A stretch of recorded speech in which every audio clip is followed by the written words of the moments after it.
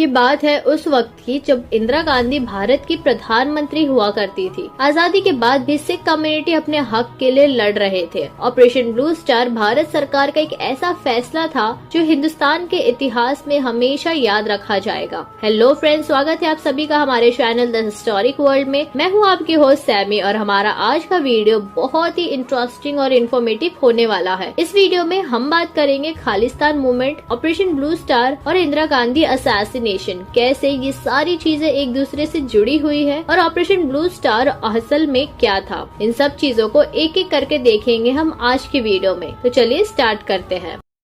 चलिए सबसे पहले समझते हैं कि इन सब चीजों की शुरुआत कब और कैसे हुई और आखिर खालिस्तान मूवमेंट क्या था। खालिस्तान मूवमेंट बेसिकली एक सोशल और पॉलिटिकल मूवमेंट था जिसका एम था एक सेपरेट सिख कंट्री बनाना इंडिया के पंजाब रीजन में। इस मूवमेंट की शुरुआत 1980s के वक्त हुई थी जब पंजाब में सोशल और पॉलिटिकल ये दोनों चीजें अनस्टेबल थी। कल देखा जाए तो 1980s और 1990s के समय ये मूवमेंट काफी उभर के आया। खालिस्तान मूवमेंट 1982 में एक शख्स था जिसका नाम जरनैल सिंह भिंडरवाला था। उसने पंजाब रीजन में एक अलग स्टेट की मांग की। बेसिकली भिंडरवाला एक खालिस्तानी सिख थे जो आनंदपुर रेजोल्यूशन की मांग कर रहे थे भारत से। उनको एक अलग स्टेट दे दिया जाए जहां सिखिज्म फॉलो करने वाले लोग रहेंगे। बट आगे चल के इनकी यानी भिंडरवाला के बयान चेंज हो गए। पहले से चेंज हो गए मीन्स कैसे, मतलब पहले जहाँ एक सेपरेट स्टेट की मांग थी वहीं अब एक अलग खालिस्तानी देश की मांग होने लगी। अब भिंडरवाला अपनी ये सारी डिमांड सरकार के सामने इसलिए रख पा रहा था क्योंकि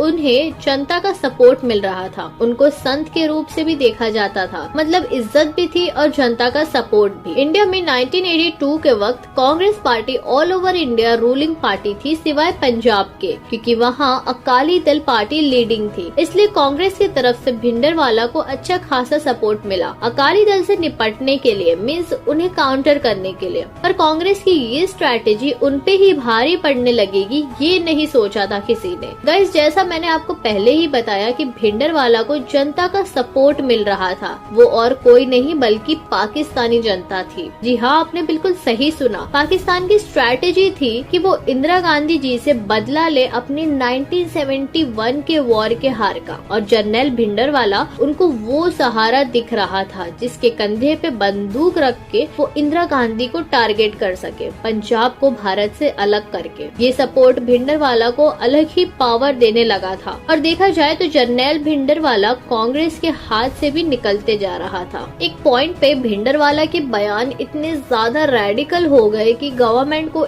इंडियन आर्मी का सपोर्ट लेना पड़ा था उस सिचुएशन को कंट्रोल करने के लिए। इस चीज से बचने के लिए भिंडरवाला ने श्री हरमिंदर साहब यानी गोल्डन टेम्पल को अपना सेंटर बना लिया था जहाँ बैठ के वो खालिस्तान की मांग कर रहे थे। ऑपरेशन ब्लू स्टार इसी गोल्डन टेम्पल से ही जुड़ा हुआ है। ऑपरेशन ब्लू स्टार में हुआ ये था कि भिंडरवाला से निपटने के लिए गोल्डन टेम्पल जो सिख कम्युनिटी का पवित्र स्थान है वहाँ भारतीय सेना ने टैंक घुसा दिया था। भारतीय सेना ने टैंक की मदद से ही गोल्डन टेम्पल की छत उड़ा दी थी। छत उड़ने की वजह से जो पत्थर गिरे उनमें दबकर जनरल भिंडरवाला की मृत्यु हो गई। भिंडरवाला के अलावा गोल्डन टेम्पल में पहले से ही आतंकवादी भी मौजूद थे। इस मिशन को ब्लू स्टार ऑपरेशन नाम दिया गया था। अब भिंडरवाला तो मारा गया था बट साथ ही गोल्डन टेम्पल को भी काफी नुकसान हुआ था। इवन सिखिज्म का जो सबसे पवित्र ग्रंथ है दैट इज गुरु ग्रंथ साहिब, उसे भी काफी नुकसान हुआ था। पवित्र ग्रंथ के बहुत से पेजेस फट गए थे पत्थरों के गिरने से। ऑपरेशन ब्लू स्टार में डायरेक्टली टैंक यूज नहीं करना था आर्मी को। उनका एक प्रॉपर प्लान था कि भिंडरवाला को कैसे भी करके गोल्डन टेम्पल से बाहर लाया जाए। सारी कोशिशें करने के बाद भी जब बात नहीं बनी तब आखिर में आर्मी के पास टैंक यूज करने के अलावा कोई रास्ता नहीं बचा। रात का समय था और इंडियन आर्मी ये जानती थी कि दिन होने से पहले उन्हें ये ऑपरेशन पूरा करना होगा, वरना भिंडरवाला के समर्थक जमा होने लगेंगे तो बहुत ज्यादा प्रॉब्लम हो सकती है। इस ऑपरेशन ने सिख कम्युनिटी को बहुत ही पेनफुल मोमेंट दे दिया था उनके लाइफ का। इस दिन को इतिहास के पन्नों में अमर रखने के लिए हर साल ओकेजन विजन के तौर पे देखा जाता है। Operation blue star anniversary. इस ऑपरेशन ब्लू स्टार को भी सिक्के के दो पहलुओं की तरह देखा गया लोगों की तरफ से। पहला कि खालिस्तान की मांग को इंडियन आर्मी की तरफ से खत्म किया गया और दूसरा कि एक पर्टिकुलर कम्युनिटी को भी टारगेट किया गया। 1984 के समय बहुत से दंगे फसाद देखने मिले थे भारत में और इसमें बहुत से लोग मारे गए थे। वेल गाइज, इन सारी चीजों की वजह से ही इंदिरा गांधी जी का भी असैसिनेशन कर दिया गया था 31 अक्टूबर 1984 में ही। Late prime minister Indira Gandhi ji के बॉडीगार्ड जो एक सिख था,